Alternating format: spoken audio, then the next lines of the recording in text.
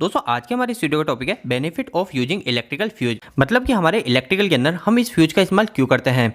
दोस्तों यह वीडियो हमारा एमसीबी और फ्यूज के डिफरेंस के ऊपर नहीं होगा, यह वीडियो हमारा फ्यूज के इंपॉर्टेंस के ऊपर होगा। क्योंकि हमसे इंटरव्यू के अंदर ऐसा भी क्वेश्चन किया जा सकता है कि हमारे एमसीबी के आने के बाद भी आज के समय हम फ्यूज का इस्तेमाल क्यों करते हैं, फ्यूज के क्या फायदे है कि फ्यूज का इस्तेमाल हम आज के समय भी करते हैं।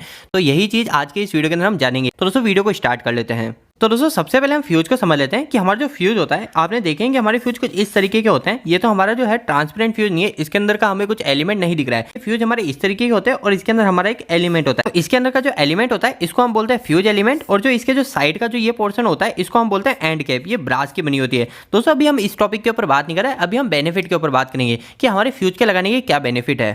तो दोस्तों सबसे पहली चीज मैंने ये लिखी है जो कि आपको इंट्रो के अंदर बतानी है कि हमारा फ्यूज क्यों लगाया जाता है। तो हमको ये लाइन बोलनी है कि fuse is a primary protection device against short circuit fault. मतलब कि दोस्तों हमारा जो सर्किट ब्रेकर होता है, सर्किट ब्रेकर के अंदर कोई सा भी सर्किट ब्रेकर हो सकता है, एमसीबी हो सकती है, एमसीसी भी हो सकती है, कुछ भी हो सकता है। तो उन सर्किट ब्रेकर से भी पहले मतलब हमारा जो प्राइमरी जो प्रोटेक्शन डिवाइस होता है शॉर्ट सर्किट के अगेंस्ट, वो हम फ्यूज को ही लेके चलते हैं। तो दोस्तों अब हम ये समझ लेंगे कि हम फ्यूज को प्राइमरी प्रोटेक्शन डिवाइस क्यों बोलते हैं। मतलब हमारा फ्यूज ऐसा क्या बेनिफिट देता है हमको जिसके वजह से हम फ्यूज को सबसे पहले इस्तेमाल करते हैं। तो दोस्तों फ्यूज के इस्तेमाल करने का नंबर 1 जो फायदा हमको मिलता है वो है दोस्तों fuse is a cheapest type of the protection device in A electrical circuit.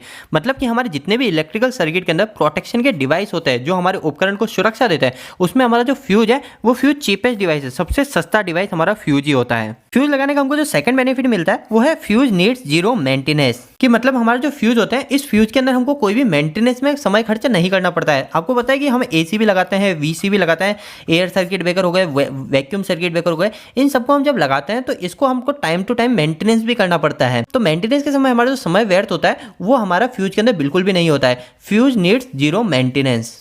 दोस्तों थर्ड फायदा देख लेते हैं, फिर इसके बाद में हम फोर्थ और लास्ट फायदा देखेंगे जो कि सबसे इंपॉर्टेंट है जिसके वजह से हम फ्यूज का इस्तेमाल करते हैं। तो दोस्तों थर्ड बेनिफिट जो होता है फ्यूज लगाने का वो होता है operation of fuse is very simple. दोस्तों हमको पता है कि फ्यूज लगाना कितना सिंपल है। जैसे हमारा एक वायर है, इस वायर में हमारा करंट फ्लो हो रहा है और यहाँ पे हमने अपने कोई भी लोड जोड़ रखा है, तो हमको क्या करना है, सिर्फ इसके बीच में एक फ्यूज लगाना है। हमारा फ्यूज इतना सिंपल होता है। और अगर हम कभी कोई सर्किट ब्रेकर लगाते हैं, हम जैसे एमसीबी या एमसीसी भी लगाते हैं, ये सब लगाना काफी सिंपल होता है। पर जैसे हम कोई बड़े सर्किट ब्रेकर लगाते हैं जैसे एसीबी हो गई, वीसीबी हो गई, तो दोस्तों उस समय वो काफी ज्यादा कॉम्प्लिकेटेड होता है। यानी उसके अंदर काफी सारी कंट्रोल की वायरिंग होती है, वहां पे हमको सीटी और पीटी भी लगानी पड़ती है, यानी ज्यादा वो कॉम्प्लिकेटेड हो जाता है। पर हमारा जो फ्यूज होता है इस फ्यूज का ऑपरेशन काफी ज्यादा सिंपल होता है। तो दोस्तों हमारे जो फ्यूज लगाने का मोस्ट इंपॉर्टेंट जो बेनिफिट मिलता है वो दोस्तों ये फोर्थ पॉइंट है। ये अगर आप इंटरव्यू के अंदर बोलोगे तो आपका इंप्रेशन काफी अच्छा बनेगा।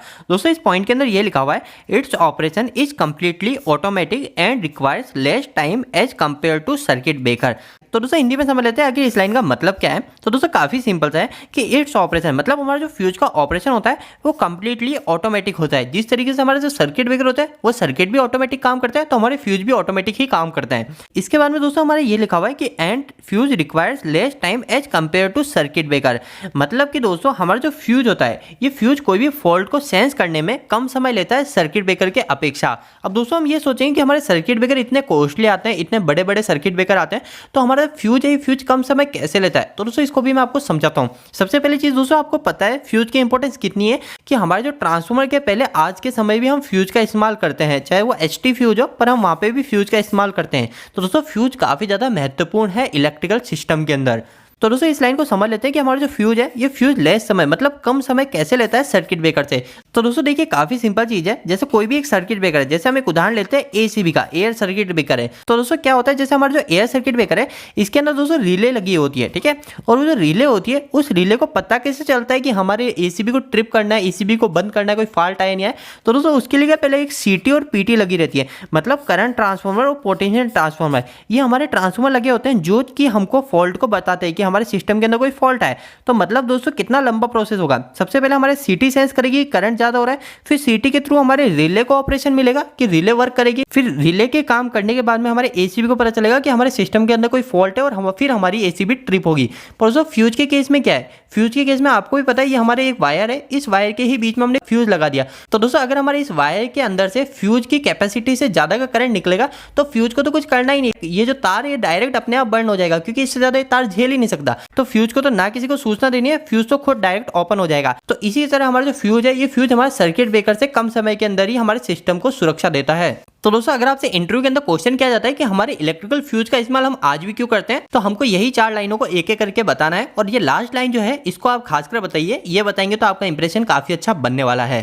तो दोस्तों उम्मीद है कि आज के इस वीडियो से आपको कुछ बेहतर जानकारी मिली होगी। दोस्तों अगर आप कहीं पे इलेक्ट्रिकल या फिर मैकेनिकल फील्ड के अंदर पढ़ाई या फिर जॉब कर रहे हैं तो आपके लिए काफी महत्वपूर्ण सूचना है कि हमने एक वेबसाइट स्टार्ट करी जिसका नाम है www.engineeringdost.com। दोस्तों इस वेबसाइट पे आपको काफी अच्छे हिंदी में इलेक्ट्रिकल और मैकेनिकल से जुड़े आर्टिकल मिलेंगे और दोस्तों आपको यहाँ पे जो भी आर्टिकल मिलेंगे वो इतने आसान शब्दों में होंगे कि यहाँ पे कोई 8वीं या 10वीं क्लास के लड़के भी जाके इनको पढ़ते हैं तो वो भी अच्छे से इलेक्ट्रिकल और मैकेनिकल समझ जाएंगे। तो दोस्तों एक बार आप हमारी वेबसाइट से जरूर जुड़िए। इसके लिए आप गूगल पे जाके सर्च मार सकते हो engineeringdost.com। और दोस्तों आपको वेबसाइट कैसी लगी प्लीज वहां पे कमेंट बॉक्स में कमेंट करके जरूर बताइएगा।